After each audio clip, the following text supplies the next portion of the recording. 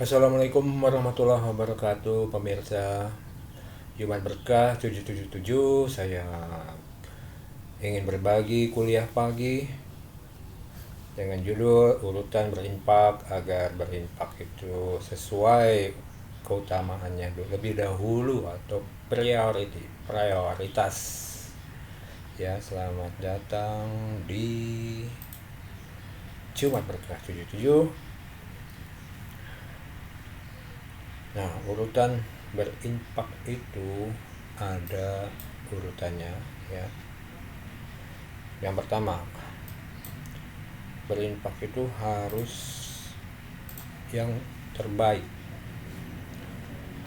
Terbaik ya, sebelum masuk ke urutan, kalaupun kasih ke urutan yang paling utama, kalau yang nggak terbaik juga kurang bagus ya. Nah, itu ada di surat Al-Baqarah ayat 267 ya.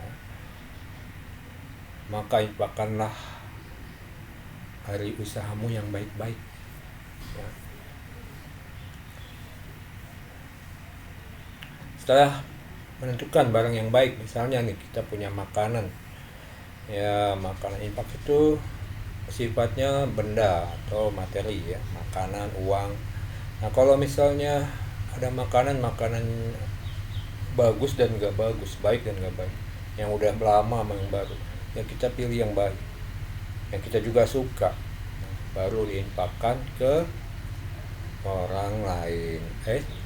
Nggak sembarang orang lain ya, kita infakkan ke urutan yang tadi saya sebut di surah Al-Baqarah ayat 215. Ayat 215 itu urutannya ada ya.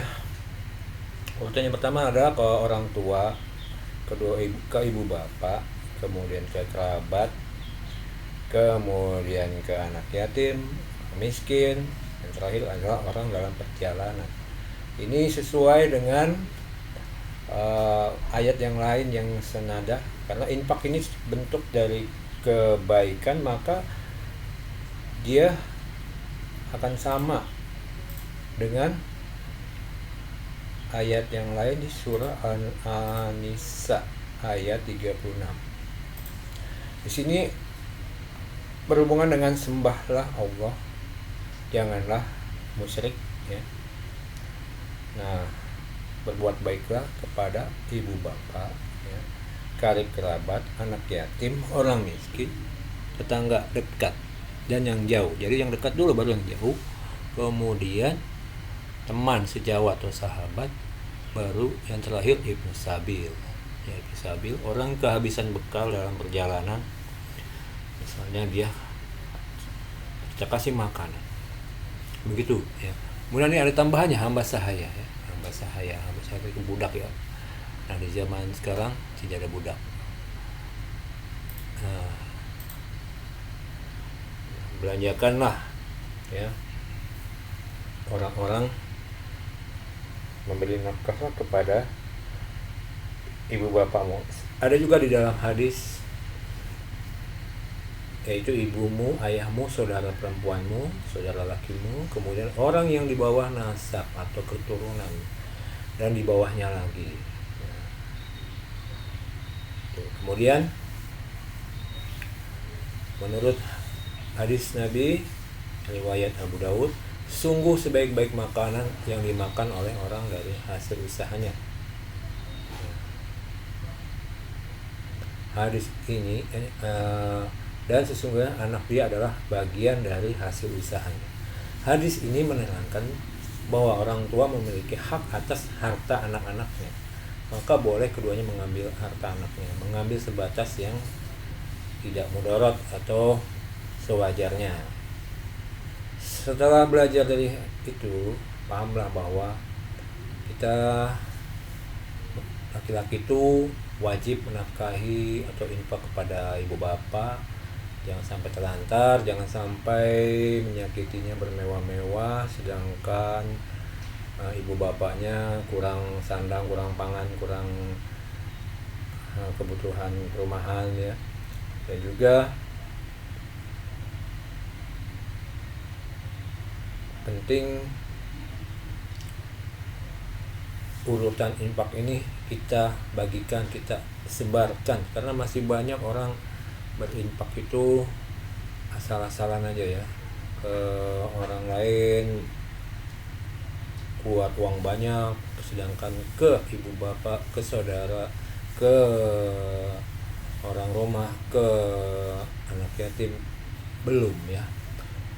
Misalnya ke masjid untuk kotak amal ya, itu sekian juta, tapi ke orang yang dekat kerabatnya tidak sekian juta, ada ya sekedarnya aja, itu tidak adil ya. Jadi harus adil. Nah, untuk seorang anak yang kaya raya juga harusnya adil ya. Misalnya si anak punya rumah mewah, lantai mengkilat, mobil mengkilat, tapi rumah orang tuanya, ibu bapaknya, rumahnya biasa aja, bocor, dindingnya jelek ya, maka itu tidak adil. Maka kita usahakan berdoa agar bisa sesuai urutan infak di surah Al-Baqarah ayat 215 yang ini ya.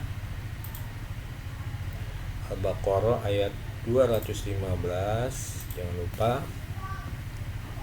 ya, Al-Baqarah 215. Kemudian juga infaknya harus barang yang bagus, yang baik-baik, yang kita suka ya. Jangan sampai barang jelek ini udah nggak enak nih, udah mau kadaluarsa, atau kalau buah udah mau bonyok baru dikasih ke orang. Jangan. Jadi beli yang ya sama minimal ya. Kalau kita doyannya makan yang enak ya yang enak juga, kalau sesuai apa yang kita makan gitu ya. Itu di surah Al-Baqarah ayat 267, ingat ya, Al-Baqarah ayat 267. Oke, sampai sini dulu urutan infak. Semoga bermanfaat untuk kita semua. Mudah-mudahan kita amalkan dan kita mendapatkan berkah hidup bahagia di dunia dan di akhirat. Assalamualaikum warahmatullahi wabarakatuh.